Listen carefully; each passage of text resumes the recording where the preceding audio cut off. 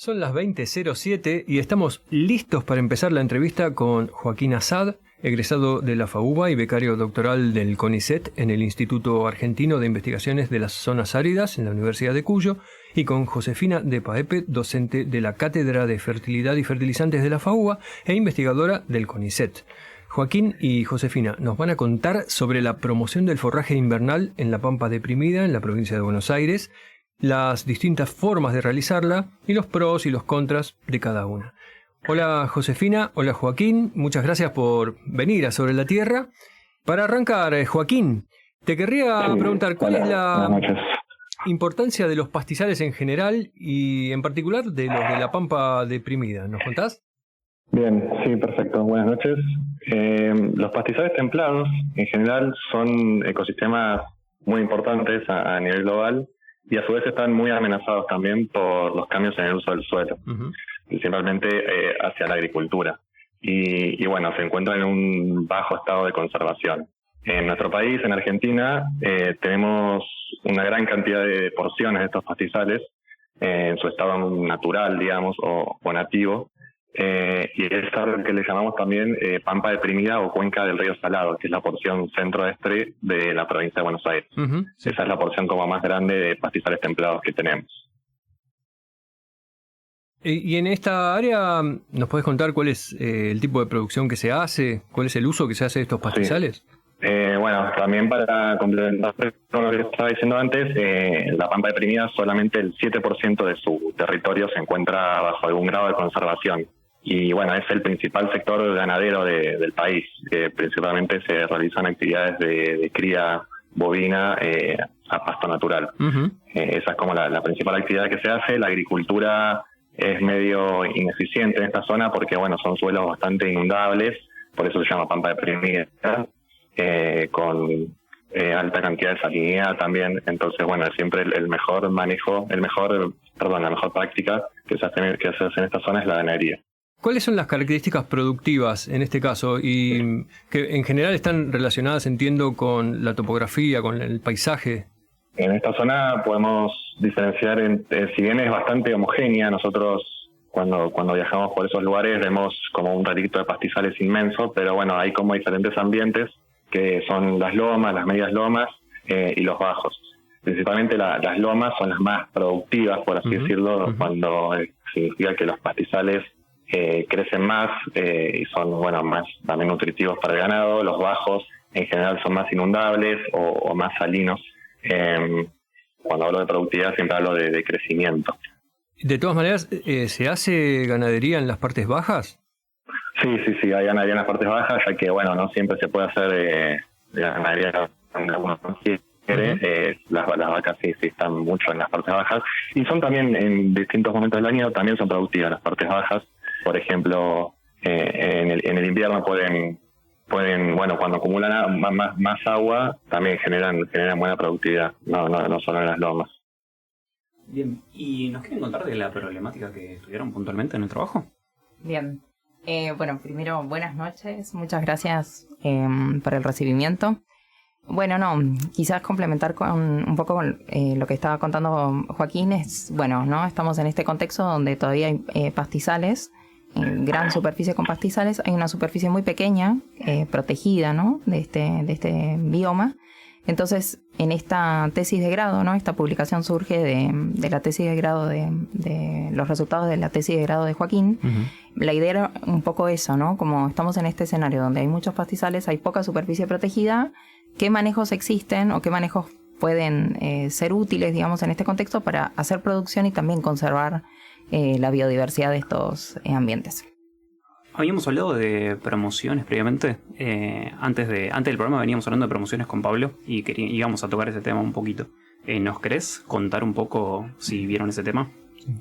El manejo más común y más generalizado en la zona es básicamente el pastoreo continuo, ¿no?, donde el ganado está todo el año más o menos con la misma carga sobre estos pastizales, ¿sí?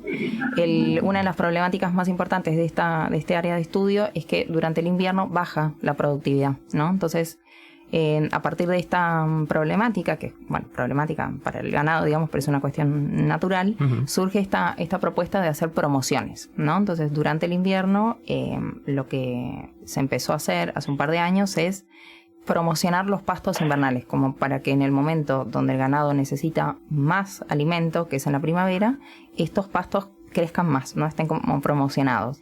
Y una práctica que se empezó a generalizar, lamentablemente, hace más o menos 10, 15 años, es el uso de herbicidas, ¿no?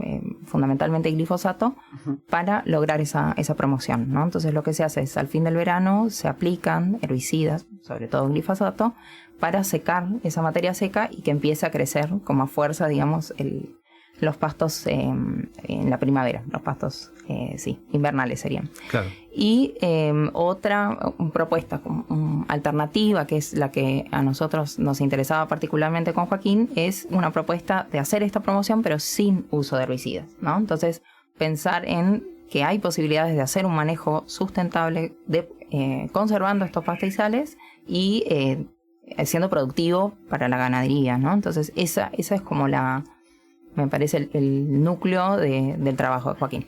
¿Esta práctica de promocionar con animales al final del verano se realiza? ¿Es común? La verdad es poco común. Es una propuesta que se empezó a difundir hace un par de años y se hace sobre todo en reservas privadas, ¿no? Uh-huh. Ahí en la Pampa Deprimida también es un escenario interesante de estudio porque hay varios establecimientos que forman parte de la red de refugios de vida silvestre de la Fundación Vida Silvestre, y ahí justamente en muchos lotes dentro de esos establecimientos privados se hace este tipo de promoción. Entonces ahí encontramos como ese escenario para hacer estas comparaciones. La práctica de la promoción, ¿cuán frecuente es? Vale, le paso la palabra a Joaquín. Es poco frecuente. La verdad que el manejo que históricamente predomina en estos campos es el pastoreo continuo, que es básicamente las vacas pastoreando todo el año en una misma zona sin mucha rotación. En algunos establecimientos hace unos años se comenzó a hacer esta promoción con herbicidas, como decía José, y en menor medida en los últimos años en estas reservas privadas se comenzó a hacer esta promoción utilizando el ganado, que no sé si llegamos a explicar bien la lógica de estas promociones, y un poco la lógica es eliminar, ya lo decía un poco José, eliminar el pasto de verano tanto con un disturbio que puede ser con herbicidas, o la alternativa que nosotros proponemos, que es con el mismo ganado, digamos, generar un pastoreo intensivo sobre esos pastizales de verano para dejarle lugar a un mejor crecimiento a los pastos de invierno, es decir, que crezcan sin competencia. Ya creo que hay mucha bibliografía, más ustedes hicieron varias notas de los efectos negativos que trae el glifosato a estos ecosistemas, ¿no? Sí, es un tema que está presente en Sobre la Tierra. Y les quería preguntar en ese sentido cómo fue el trabajo que realizaron. Sí, creo que uno de los desafíos más grandes y lo que más esfuerzo costó fue conseguir la información de manejo, ¿no?, de los establecimientos. Este trabajo surge en realidad en colaboración con dos integrantes de la Fundación Vida Silvestre, Ana Eljal y Pablo Prelias, que fueron clave, digamos, para justamente el conocimiento del manejo, y también con los productores de las reservas privadas.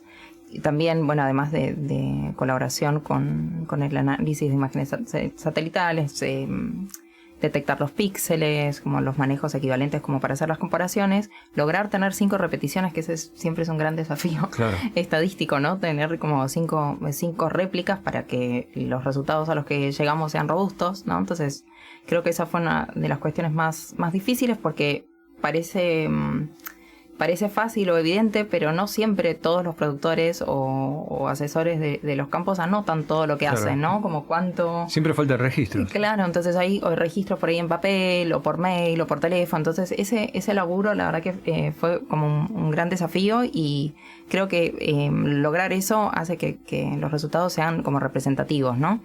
Fue interesante también mostrarle estos resultados a un investigador de la Universidad de Amberes, Kevin van Sundert, que él también colaboró en este trabajo, y creo que esa fue una de las cosas que también le pareció genial, ¿no? Como lograr tener estas repeticiones, estos manejos tan distintos y tratar de pensar en alternativas, ¿no? Porque en realidad creo que una de las cuestiones que pasa es que es muy fácil aplicar el glifosato. O sea, entonces parece como muy tentador, se logra la promoción, eso lo vemos también en los resultados, se promocionan los pastos, o sea, hay un aumento de la productividad de esos pastizales con promoción con herbicidas, pero la realidad es que hay otras formas de lograr esa promoción, ese aumento en la productividad cuando el ganado lo requiere, sin necesidad de aplicar insumos externos, como el caso del herbicida. Así que eso, o sea que ustedes compararon esas opciones de manejo. Claro, llegamos a comparar entonces el pastoreo continuo, que es como digamos, el manejo más común en esta región, con estos dos tipos de promociones, ¿sí? Y entonces, me parece que el resultado más importante es eso, que la promoción se logra sí, pero cuando en ambos casos, digo, tanto con herbicidas o con promoción a diente, que sería sin insumos externos o herbicidas, pero cuando se hace la comparación de estos manejos en base anual, la productividad de los pastizales sin herbicida es mayor. Entonces eso nos pareció muy interesante, ¿no? Empezar a generar datos sólidos para promover o contar un poco con datos acerca de este manejo que es mucho más sustentable, ¿no? Uh-huh. ¿Y encontraron alguna otra diferencia que no mencionaron hasta acá entre las dos promociones? Hay alguna diferencia quizás en el momento exacto donde empieza a aumentar la productividad. Vimos ahí un par de diferencias significativas.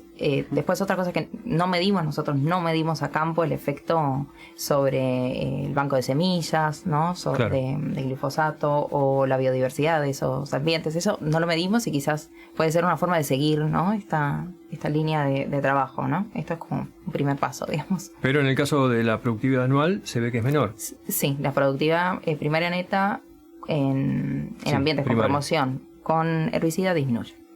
En este caso, Joaquín, no sé si querés contarnos las conclusiones a las que arriban después de estos resultados del estudio. Sí, mira, ahí como decía José, por lo menos en los lotes con que se hizo promoción a diente, los lotes que analizamos nosotros con promoción a diente, en cuanto a la productividad anual, fue mayor en un 11%, teniendo en cuenta un contexto, el contexto económico actual, un contexto de cambio climático, un 11% más de pasto por año es muy importante para los productores y también para la conservación de estos pastizales. Bien. Entonces, una de las principales conclusiones a las que llegamos es que esta promoción a diente es como una alternativa más sustentable, tanto ecológica como económicamente, ya que los herbicidas están subiendo su precio día a día. Además también se basa en una tecnología de procesos y no en una tecnología de insumos. Entonces, también demostramos que la producción ganadera y la conservación de estos pastizales pueden ir de la mano. ¿Ustedes lo ven aplicable a campo o ven que hay muchos impedimentos para que se realice? Porque nos contaron al inicio que mayoritariamente, si hay promoción, se utilizan más químicos, ¿no? Por las facilidades que tiene. Este es un manejo que se está difundiendo bastante desde la Fundación Vida Silvestre. Hay un kit de manejo ganadero sustentable también, generado por docentes de la facultad, y muchos apuntan a esto. Uh-huh. Pero creo que con este trabajo lo que estamos mostrando son datos, ¿no? Donde mostramos que efectivamente tiene resultados concretos sobre la productividad. Entonces sí, yo espero que se empiece a difundir. Pero hay que evaluar también qué tan fácil es salir de ese loop de aplicar glifosato, ¿no? Necesitas un par de años para que el banco de semillas y demás se recupere como para hacer promociones sin herbicidas. En muchos casos es una cuestión hasta de tradición de aplicar incluso el mismo herbicida, y también no hay muchos incentivos para cambiar la práctica también, ¿no? Sí, es como tentador y muy fácil. Yo creo que ver estos resultados y ver también el impacto sobre la biodiversidad de los pastizales, ver que aumenta la productividad, creo que es un motivo interesante para empezar a aplicar más este manejo. Este era el caso del aumento de la productividad, y en el caso con herbicida bajaba. O sea que de alguna manera a lo mejor está relacionado con esta cuestión de impacto sobre la biodiversidad. Sí, porque es como que se simplifica un poquito el al menos con las especies de verano, que son las que reciben el herbicida. Sí. Y otras cosas que charlamos antes del programa era que cuando, no sé si ustedes lo tocaron en el estudio, pero al aplicar herbicida y demás hay otras cosas del suelo que estás también alterando y que no necesariamente se suele ver, ¿no es cierto? Sí, por ahí Joaquín nos quiere contar. Sí, existe un montón de bibliografía, de literatura, principalmente hecha por investigadores de FAUBA, que estudian las implicancias negativas de esta pulverización con glifosato en estos pastizales. Entre ellas, por ejemplo, que el glifosato, si bien genera la promoción invernal que se busca, afecta al banco de semillas del suelo, afecta el ciclo del carbono, de la descomposición de los pastos, bueno, como estábamos hablando también la biodiversidad, otros nutrientes también, el nitrógeno, el fósforo del suelo, los microorganismos benéficos para las raíces de los pastizales, las micorrizas, etcétera. Entonces, son más las implicancias negativas que tiene la pulverización con herbicidas que las que se pueden llegar de forma positiva con la promoción, ¿no? Claro, un montón de impacto. A largo plazo siempre va a ser negativo. Claro. Y nos quieren contar, vos, Josefina, cómo sigue esta línea de investigación, si tienen algo en mente para el futuro. Sí, siempre tenemos muchas ideas en mente. Siempre tenemos cosas para seguir. Una de las cuestiones que sería interesante evaluar también en esto, una vez que hicimos este laburo tremendo de identificar los lotes y tener estas repeticiones y demás, es ver también qué pasa en el suelo, ¿no? Esto que empezaba a contar Joaquín. Ver también si este manejo tiene un impacto sobre el secuestro de carbono en el suelo, ¿no? Entonces, estamos viendo que la productividad primaria neta está aumentando, entonces suponemos que también va a aumentar la entrada de carbono, ¿no? a esos suelos, entonces también interesante como hacerlo como quizás más atractiva, ¿no? Como, bueno, no solo estás aumentando la productividad primaria neta de tu establecimiento, de tu lote, sino que también estás secuestrando más carbono, entonces también es algo que está en auge en este momento, ¿no? Sí. Eso sería interesante. Este análisis termina en el 2019 y en realidad justo termina antes de 3 años consecutivos la niña, entonces quizás también sería interesante ver un poco qué pasa con esos manejos, con la productividad durante esos años que fueron más secos, ¿no? ¿Cuál de esos manejos es más resiliente a esos cambios en la precipitación? Eso también sería interesante para seguir, así que sí, seguimos. Claro, eso lo sacás con satélites también, sí, sin depender tanto de los registros en los campos. Claro, es un poco la ventaja, me parece, de trabajar con información remota, ¿no? Esta capacidad de analizar a escalas grandes o escalas más pequeñas como el lote. De hecho, usamos píxeles de 250 por 250 metros, así que el nivel de detalle es alto. Pero sí, eso por ahora. Siempre y cuando se tenga la financiación. Claro, justamente ahora estamos en un momento dramático, ¿no? En lo que es financiamiento para investigación en Argentina, así que en ese sentido también me parece doblemente importante venir a contar lo que estamos haciendo, ¿no? Aunque nuestros subsidios en este momento sean ínfimos, seguimos con ganas de trabajar, seguimos con ganas de pensar alternativas sustentables de manejo, con investigaciones que la verdad que tienen aplicación directa, ¿no? A campo, sí, por lo menos para esta región en Argentina. Clarísimo. Bueno, Josefina, Joaquín, gracias por haber estado en Sobre la Tierra. Los esperamos de nuevo, eso sí. Si quieren venir. Muchas gracias, chicos.